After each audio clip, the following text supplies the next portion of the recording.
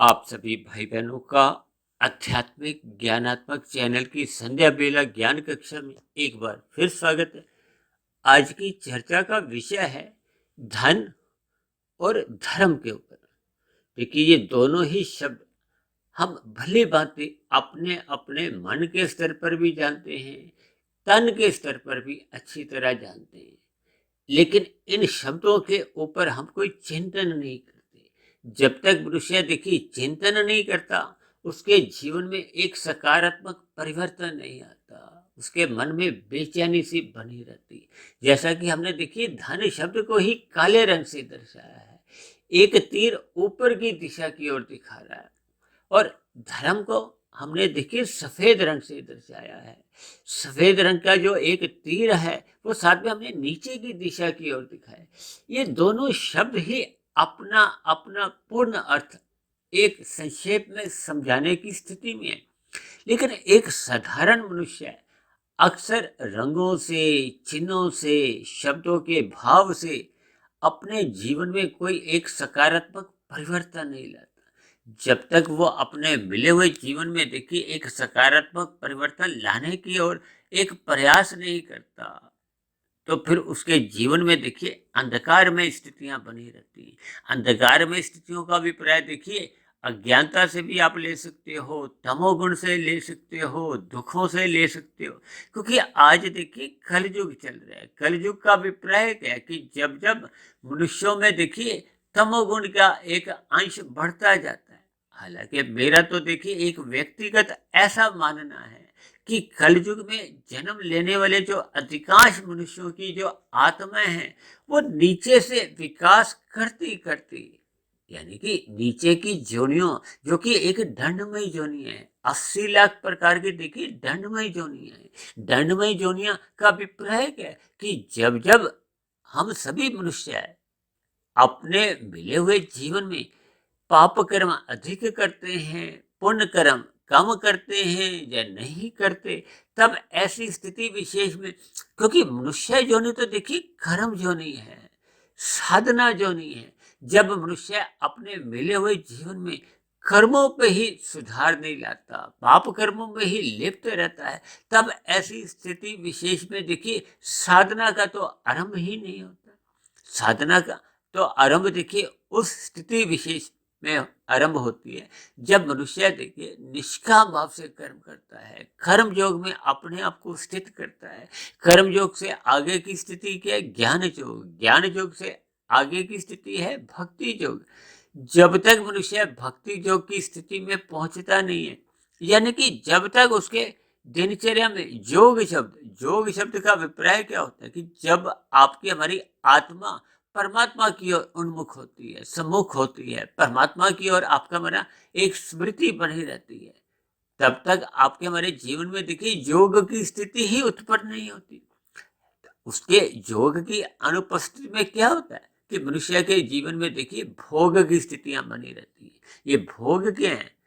आपके हमारे 5 भोग्य विषय हैं: गंध, रस, रूप, स्पर्श और शब्द।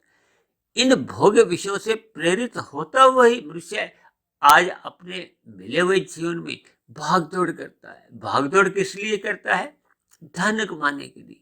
धन कमाने तक ही उसकी भागदौड़ एक सीमित नहीं रहती, वो धन को देखिए संग्रह करता है। तभी तो मैंने देखिए धन शब्द के साथ एक तीर काले रंग की ओर दर्शाया है, यानी कि आपके हमारे जीवन में धन बढ़ाने का ही एक लक्ष्य बना रहता है। जब लक्ष्य बन जाता है तो लक्ष्य तो देखिए कहीं स्थूल शरीर में आपके हमारे माथे के ऊपर लिखा हुआ नहीं आता कि मेरा ये वाला लक्ष्य है, तो आपके हमारे दिनचर्या उसी ओर बढ़ती है। ये आपके हमारे अंतःकरण में है, आपके हमारे मन बुद्धि द्वारा जब वो आपके एक स्वीकृति मिल जाती है कि मेरे जीवन का लक्ष्य क्या है, धन कमाओ, धन कमाओ। जब मनुष्य का लक्ष्य धन कमाने पे ही लगा रहता है, तो फिर ऐसी स्थिति विशेष में उसका कब धर्म देखिए छूटने लगता है। शास्त्रों में देखिए 4 पुरुषार्थ बताए गए। प्रथम पुरुषार्थ धर्म है, दूसरा अर्थ है, तीसरा काम है, फिर चौथे पुरुषार्थ को एक मोक्ष का नाम दिया गया। मैं तो देखिए अपनी प्रतिदिन की चर्चाओं में अक्सर इन चार पुरुषार्थों में प्रथम तीन पुरुषार्थों को ही पुरुषार्थ मानता हूँ। देखिए ये एक समझने के लिए, इसमें कोई शास्त्रों का कोई विरोध नहीं है। मैं इन प्रथम तीन पुरुषार्थों को मुख्य रूप से पुरुषार्थ कहता हूँ, क्योंकि चौथा जो पुरुषार्थ मोक्ष है वो तो आपके हमारी एक लक्ष्य है, मंजिल है, जिसको मनुष्य योनि में ही साधना करते हुए पाया जा सकता है। अब इस स्थिति विशेष में, यानी कि मोक्ष की स्थिति को पाने के लिए, मोक्ष का अभिप्राय क्या है? जब आपके हमारे एक मोह का क्षय होता है, नाश होता है। मोह किस स्थिति में होता है? आपके हमारे स्थूल शरीर के स्तर पर देखिए, ये मोह एक विकार है, जिस स्थूल शरीर के स्तर पर ही ये देखने को मिलता है। ये मन के स्तर पर तो देखिए अन्य स्थितियां बनती हैं, मन के स्तर पर विभिन्न प्रकार की एक विकार और अधिक जन्म लेते हैं। लेकिन ये जो मोह है और जो क्रोध है, इनको देखिए तामसी विकार कहा गया है। जबकि शास्त्रों में तो बार बार कहा जाता है ना, हम तो प्रतिदिन ही इस बात पर अपनी मोहर लगाते हैं। शास्त्रों में भी इस बात की बार बार चर्चा आती है कि तमोगुण से 10 गुना अच्छा रजोगुण है, रजोगुण से 10 गुना अच्छा सतोगुण है, जिसको मैं देखिए रंगों से भी दर्शाता हूँ। अब हम सतोगुण को देखिए सफेद रंग से दर्शाते हैं। अब जब जब आपके हमारे जीवन में देखिए धर्म घटने लगता है, भगवान श्री कृष्ण ने गीता में बार बार इस बात पर अपनी मोहर लगाई है कि जब जब धर्म की हानि होती है, तब तब मैं एक अवतार रूप में आता हूँ। किस लिए? धर्म की स्थापना के लिए। अब जब जब धर्म घटता है तो फिर क्या होता है कि दुष्टों का बोलबाला होता है, और भक्तों के साथ क्या होता है कि उनके साथ दुष्टों पर द्वारा अत्याचार किए जाते हैं। अत्याचार का अभिप्राय देखिए पाप कर्मों से लिया जाता है। पाप कर्मों का अभिप्राय क्या है? इसके पीछे का कारण क्या है? आपके मेरे भोग विषय। अब कोई भी मनुष्य देखिए किसी को भी पीड़ा देता है, क्यों पीड़ा देता है? अब देखिए ना, आज कलयुग चल रहा है। कलयुग में देखिए भारत में और विदेशों में आज मांसाहार भोजन का सेवन बढ़ने लगा है। अब बढ़ते बढ़ते क्या स्थितियां बन रही हैं कि मनुष्य का व्यवहार में पशुता आने लगी है। पशुता का अभिप्राय क्या है कि जब जब मनुष्य के जीवन में सत्संग घटने लगता है, सत्संग घटने का अभिप्राय क्या है कि आपके हमारे जीवन में धर्म घटने लगा है। अब धर्म का अभिप्राय मैंने देखिए उस चिन्ह के साथ नीचे की तरफ तीर दिखाया है, और धन का एक मैंने ऊपर की ओर तीर दिखाया। ऊपर की ओर तीर दिखाने का मतलब कोई अच्छाई से नहीं है, क्योंकि काला रंग अपने आप में ही एक बुराई दर्शाता है, अज्ञानता दर्शाता है, तमोगुण का एक विस्तार दिखा रहा है। जब जब देखिए आपके हमारे जीवन में तमोगुण बढ़ने लगता है, तो इसका अभिप्राय क्या है कि आपके हमारे जीवन में धर्म घटता जा रहा है, पाप कर्म बढ़ते जा रहे हैं। अब मनुष्य जोनि तो देखिए शास्त्रों में बार बार ठोक बिया के कहा जाता है कि मनुष्य जोनि तभी मिलती है जब संचित कर्मों में पाप और पुण्य कर्मों की कम से कम तुल्यता होती है, जब पुण्य कर्मों की अधिकता होती है। और जब जब देखिए धन बढ़ेगा, या हम धन को स्वयं बढ़ाते हैं। देखिए दो स्थितियां होती हैं। अक्सर कहा जाता है ना कि कुछ मनुष्य देखिए जन्म से ही बहुत ही एक धन की उपलब्धता, यानी कि अमीर घराने में कहो, राजा महाराजा के घर में जन्म लेते हैं। राजा महाराजा का अभिप्राय देखिए धन से है, क्योंकि आज वर्तमान समय में देखिए राजा महाराजा की स्थितियां तो लगभग समाप्ति की ओर है। इसका अभिप्राय क्या है कि जिनके घरों में पहले से ही देखिए बच्चे के जन्म लेने से पहले ही ऐसी एक स्वर्ग जैसी स्थितियां हैं। स्वर्ग जैसी स्थितियों का अभिप्राय केवल देखिए आर्थिक दृष्टिकोण से है, मन के स्तर पर नहीं। यानी जब जब आपके हमारे जीवन में देखिए प्रारब्धवश धर्मानुसार भी जब जब धन बढ़ने लगता है, तब ऐसी स्थिति विशेष में मनुष्य का देखिए परमात्मा से विमुखता होने लगती है। क्योंकि धन को कमाने में कहो या उसको संभालने में कहो, अब उस धन को यदि हम परोपकार के कार्यों में नहीं लगाते, तो फिर वो धन आपके मरी भोग्य इच्छाओं को बढ़ाने लगता है। ये भोग्य इच्छाओं को बढ़ाते बढ़ाते आपकी हमारी दिनचर्या देखिए बिगड़ने लगती है। आरंभिक स्थितियों में देखिए ये राजसी बढ़ती है, राजसी से फिर जब गिरते गिरते मनुष्य तामसी बन जाता है, विचारों से भी भोगों से भी उसकी दिनचर्या में परमात्मा की विस्मृति होने लगती है। परमात्मा की विस्मृति होना ही धर्म का घटना माना जाता है, क्योंकि जब जब आपके हमारे व्यवहार में देखिए सत्संग नहीं होता, धर्म को हम निभाते ही नहीं। देखिए, धर्म का अभिप्राय कोई ऐसी स्थिति विशेष से नहीं है कि हम केवल पूजा पाठ करें, परमात्मा का ही ध्यान लगाएं। धर्म का अभिप्राय होता है कि हम अपने मिले हुए जीवन में, अपने व्यवहार में, यानी कि अपनी जागृत अवस्था में अपने कर्तव्य कर्मों का पालन करें, अपने जिम्मेदारियों को समझें। देखिए, अपनी जिम्मेदारियों को मनुष्य तभी समझ पाता है जब उसकी सात्विक विचार होते हैं, परमात्मा की स्मृति बनी रहती है। परमात्मा की स्मृति बने रहने का अभिप्राय क्या है कि आपके मेरे अंतःकरण में सतोगुण की प्रधानता होती है, रजोगुण गौण स्थिति में होता है और तमोगुण अति गौण की स्थिति में होता है। और यदि मनुष्य के जीवन में देखिए तमोगुण की प्रधानता होती है या रजोगुण की प्रधानता होती है। अब देखिए, रजोगुण और तमोगुण ये पास पास हैं। हम बार बार इस पर जोर देकर कहते रहते हैं, क्योंकि तमोगुण से 10 गुना अच्छे का अभिप्राय क्या है कि तमोगुण देखिए 1 की स्थिति है, रजोगुण 10 की स्थिति है और सतोगुण क्योंकि रजोगुण से भी 10 गुना अच्छा है। देखिए, तमोगुण से 10 गुना अच्छा रजोगुण है और रजोगुण से 10 गुना अच्छा सतोगुण का अभिप्राय क्या है कि सतोगुण की देखिए 100 की स्थिति है। तब देखिए 100 का और 1 का फासला कितने है? 99 का। और 10 और 100 का कितना फासला है? 90 का। अब देखिए 90 और 99 में दोनों ही स्थितियों में, यानी कि 1 की स्थिति है चाहे 10 की स्थिति है, देखिए इन बातों पर विशेष ध्यान दीजिए।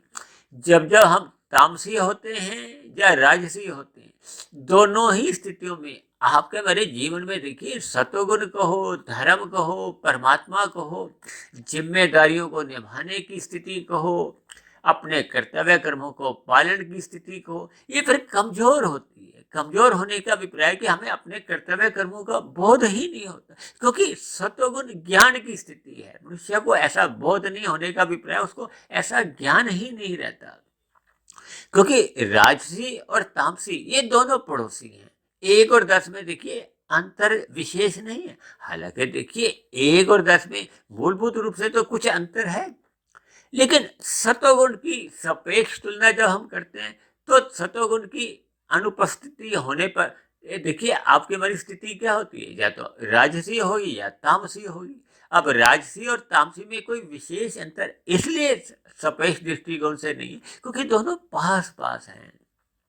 इसीलिए तो संसार में बार बार कहा जाता है कि हम सभी भाई बहनों को अपने मिले हुए जीवन में सत्संग करना चाहिए। सत्संग करने से ही आपकी हमारी सात्विक स्थिति बनती है। और मैं तो देखिए प्रतिदिन ही जो ब्रह्म मुहूर्त उपदेश की कक्षा में समाप्ति में या संध्या बेला ज्ञान कक्षा की जब वीडियो की समाप्ति होने लगती है तो मैं बार बार कहता रहता हूँ कि अपनी सात्विक स्थिति मजबूत करो। उसी के लिए मैं बार बार देखिए आप सभी भाई बहनों को शुभकामनाएं देता हूँ, ताकि इस बात विशेष पर हम थोड़ा गौर करें।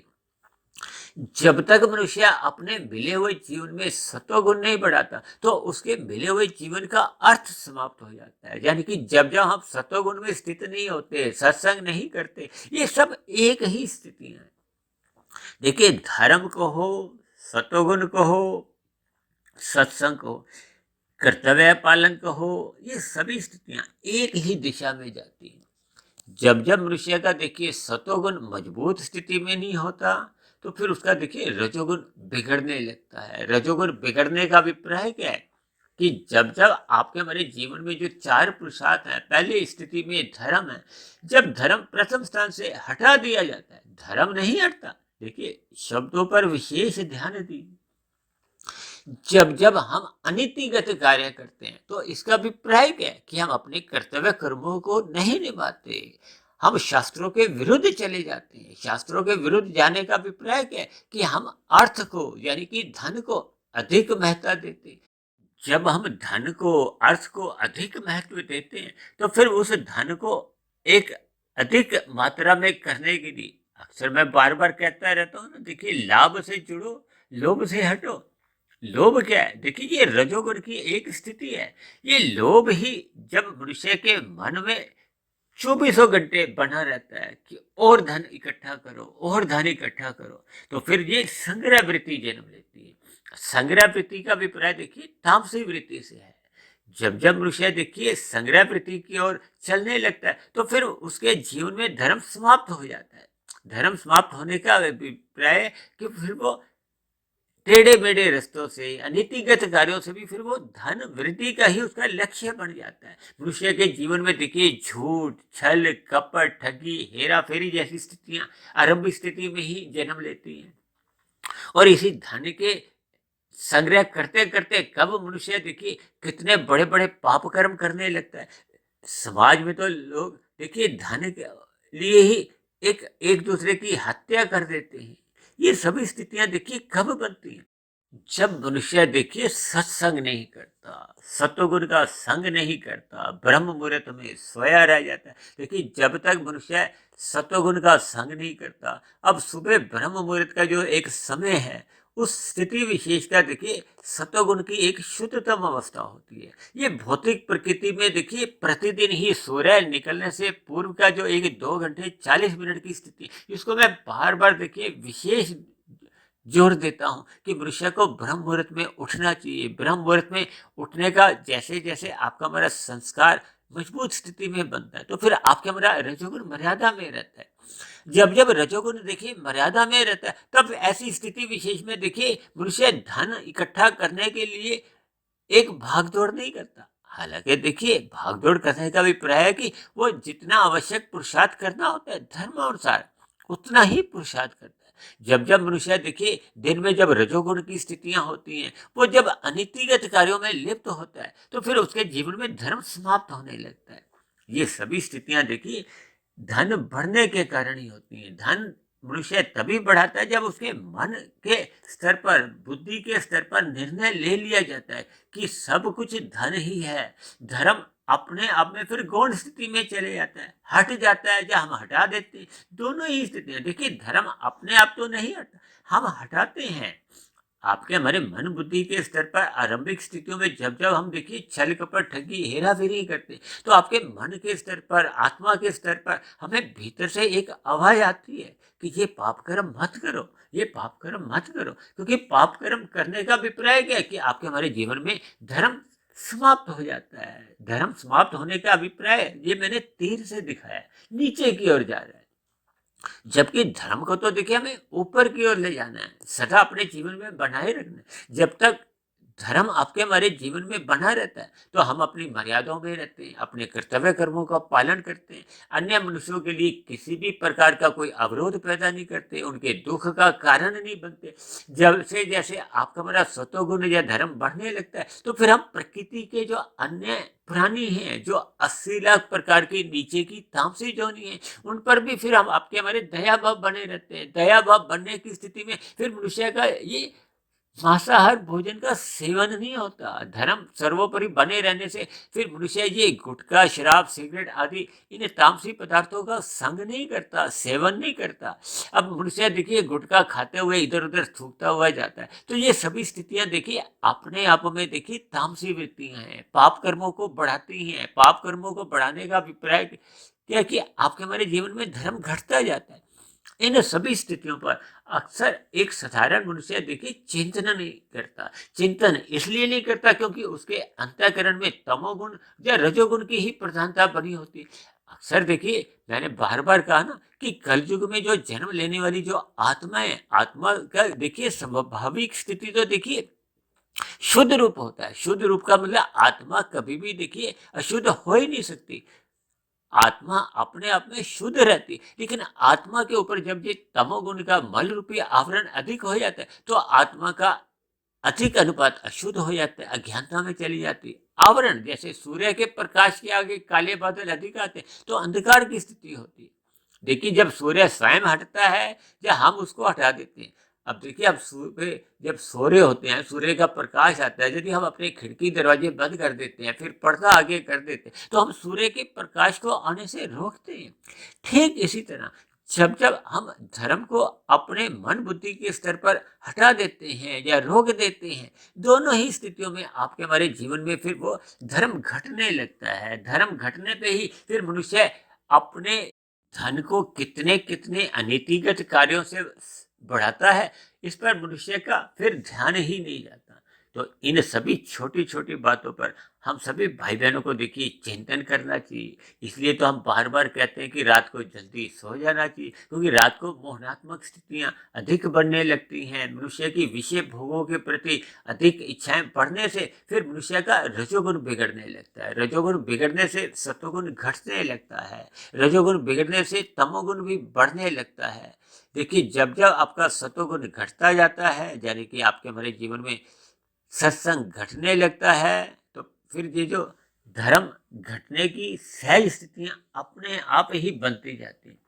इसलिए हम सभी भाई बहनों को अपने मिले हुए जीवन में अपनी विषय भोगों की कामनाओं को एक मर्यादा में रखना चाहिए, जिसका उपदेश भगवान श्री कृष्ण ने गीता में ही अर्जुन के जो 5 घोड़ों की जो लगाम अपने हाथ में रखकर यही एक संदेश दिया है कि ये 5 भोग विषयों को हमें नियंत्रण में रखना है। और ये नियंत्रण में देखिए सत्वगुण की लगाम से ही संभव है। यानी कि जब तक मनुष्य सत्संग नहीं करता, परमात्मा का ध्यान नहीं लगाता, ब्रह्म मुहूर्त में उठता नहीं, तब तक उसका देखिए रजोगुण अमर्यादित रहता है। रजोगुण अमर्यादित फिर धन कमाने के लिए ही मनुष्य को एक प्रवृत्त करता है। और धन कमाते कमाते कब मनुष्य अनीतिगत कार्य पाप कर्म करने लगता है, मनुष्य को इसका बोध नहीं होता। इसलिए मेरी आप सभी भाई बहनों से विनती है कि इन 2 शब्दों पर, यानी कि धन पर और धर्म पर हम थोड़ा चिंतन करें। इनके रंगों पर हम थोड़ा विचार करें। इनकी जो दिशाएं हैं, इन दिशाओं पर हम थोड़ा विचार करें। धर्म को हम प्रथम स्थान पे लाएं और चिन्ह को ऊपर की दिशा की ओर तो रखें, लेकिन उसका रंग काला नहीं, सफेद रखें। यानी कि धर्म प्रथम स्थान पे बना रहे। धर्म प्रथम स्थान पे बने रहने से फिर आपका हमारा अर्थ ये एक मर्यादा में रहता है। मर्यादा में फिर रहने से आपके हमारी जो काम इच्छाएं हैं वो मर्यादा में रहती हैं। और मनुष्य का फिर अंतोगत्वा मोक्ष, यानी कि परमात्मा को पाने का भी लक्ष्य बनने लगता है। तो ऐसी सभी शुभ स्थितियां हम सभी भाई बहनों के जीवन में तभी बन पाती हैं जब हम धर्म को सर्वोपरि स्थान पर महत्व देते हैं, सत्संग को महत्व देते हैं, परमात्मा को अपना एक आदर्श मानते हैं, परमात्मा को पाने का एक लक्ष्य बना लेते हैं, परमात्मा को पाने की एक मंजिल बना लेते हैं। तो ऐसी सभी शुभ स्थितियां आप सभी भाई बहनों के जीवन में भी जल्द से जल्द बढ़ने लगे और हम अपने कमाए गए धन पर या अपनी दिनचर्या पर विशेष रूप से ध्यान दें। तो इन्हीं शब्दों के साथ आर्थिक चर्चा विशेष को अब हम यही विश्राम देते हैं। कल सुबह फिर मिलते हैं ब्रह्म मुहूर्त उपदेश कक्षा में। तब तक आप अपने आध्यात्मिक मित्र सुधीर भाटिया फकीर को इजाजत दें। आप सभी भाई बहनों को बहुत बहुत शुभ रात्रि और सुबह ब्रह्म मुहूर्त में उठने के लिए मेरी ओर से आप सभी भाई बहनों को बहुत बहुत शुभकामनाएं।